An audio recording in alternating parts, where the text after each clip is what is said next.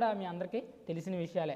అయితే ఇక్కడ మనకు అర్థం చేసుకోవాల్సింది ఏంటంటే, యేసుప్రభు వచ్చినప్పుడు ఈ యూదులు ఏం పాటిస్తున్నారంటే దేవుని యొక్క ఆజ్ఞలు పాటిస్తున్నారు. అలాగే దేవుని యొక్క ఆజ్ఞలు అనేవి వాళ్ళు హృదయంలో పాటించట్లేదు. అంటే పైకి మంచివారిగా ఉంటున్నారు కానీ హృదయంలో మాత్రం చెడ్డవారిగా ఉంటున్నారు. సో ఇదే విషయాన్ని యేసుప్రభు వారు వాళ్ళకి చెప్పడం జరిగింది. కానీ ఈ విషయాన్ని వాళ్ళు సరిగ్గా తీసుకోలేదు. ఆయన దేవుని కుమారుడని వాళ్ళు అంగీకరించలేదు.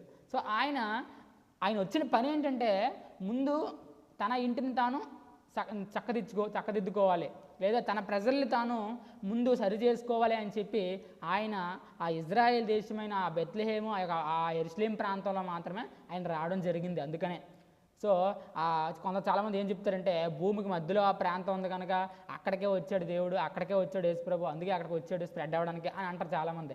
సో అలా కాదు.